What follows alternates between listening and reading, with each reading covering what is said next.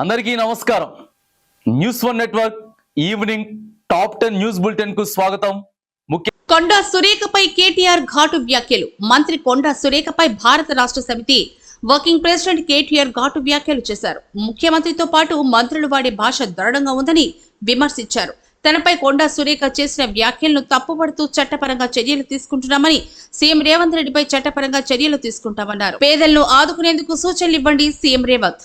పేదలను ఆదుకునేందుకు అవసరమైన సూచనలు, సలహాలు ఇవ్వాలని ముఖ్యమంత్రి రేవంత్ రెడ్డి ప్రతిపక్షాలకు సూచించారు.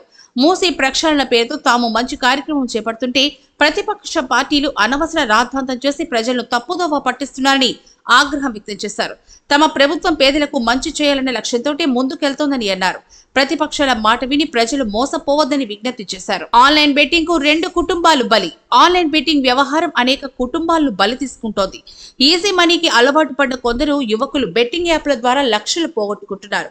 నిజామాబాద్ జిల్లా వడ్డేపల్లి గ్రామానికి చెందిన హరీష్ అనే యువకుడు 50 లక్షలు బెట్టింగ్ లో పోగొట్టుకుని అవి తీర్చే మార్గం కనపడక కుటుంబంతో సహా ఆత్మహత్య చేసుకున్నాడు. మరో ఘటన ఆంధ్రప్రదేశ్లోని చిత్తూరు జిల్లా, గంగాధర జిల్లా, నెల్లూరులో చోటు చేసుకుంది. దినేష్ అనే యువకుడు బెట్టింగ్ ద్వారా ₹1 కోటి పోగొట్టుకుని తల్లిదండ్రులతో కలిసి ఆత్మహత్య చేసుకున్నాడు.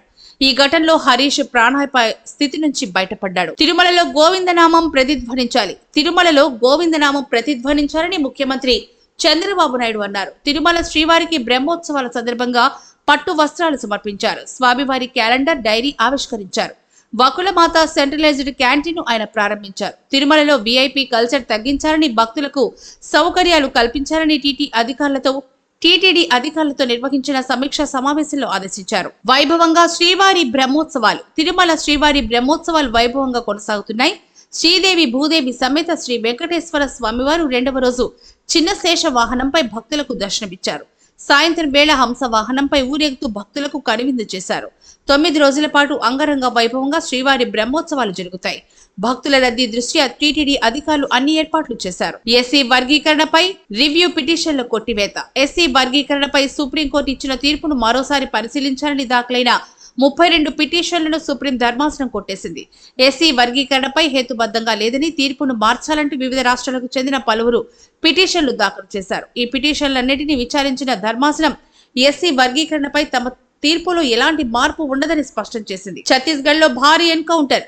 ఛత్తీస్గఢ్ రాష్ట్రంలోని దంతేవాడ జిల్లాలో భారీ ఎన్కౌంటర్ జరిగింది. దంతేవాడ అటవీ ప్రాంతంలో మావోయిస్టు అగ్రనేతలు సమావేశం అవుతున్నారనే సమాచారంతో ఎస్పీ గౌరవరాయ్ నేతృత్వంలోని బలగాలు గాలింపు చర్యలు చేపట్టాయి. మావోయిస్టులకు పోలీసు బలగాలకు మధ్య జరిగిన కాల్పుల్లో 31 మంది మావోయిస్టులు మృతి చెందినట్లు ఎస్పీ ప్రకటించారు. ఇటీవల కాలంలో ఇదే అతిపెద్ద ఎన్కౌంటర్ అని ఆయన స్పష్టం చేశారు. హర్యానాలో ప్రశాంతంగా పోలింగ్. హర్యానా శాసనసభ ఎన్నికల పోలింగ్ ప్రశాంతంగా ముగిసింది.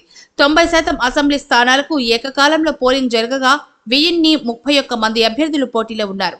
ఎన్నికల సంఘం రాష్ట్రంలో 20,632 పోలింగ్ ఏర్పాటు చేసింది. ఒలింపిక్ పతక విజేత మనుబకర్ జగ్జార్ లో ఓటు హక్కును వినియోగించుకున్నారు. పీఎం కిసాన్ నిధుల విడుదల. 18వ విడత పీఎం కిసాన్ నిధులను ప్రధాని నరేంద్ర మోడీ విడుదల చేశారు. మహారాష్ట్ర జరిగిన ఓ కార్యక్రమంలో ఆయన నిధులు విడుదల చేశారు. 9,40,00,000 మంది రైతుల ఖాతాల్లో 20,000 కోట్లు జమ చేసినట్లు ఆయన తెలిపారు. న్యూజిలాండ్ చేతిలో భారత్ ఓటమి. యుఏఈ వేదికగా జరుగుతున్న టీ20 మహిళా ప్రపంచ కప్ లో భాగంగా భారత మహిళా జట్టు తమ తొలి మ్యాచ్ లో న్యూజిలాండ్ చేతిలో ఓటమి పాలైంది.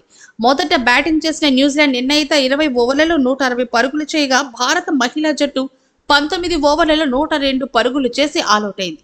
తదుపరి తాజా వార్తల కోసం చూస్తూనే ఉండండి న్యూస్ వన్ నెట్వర్క్.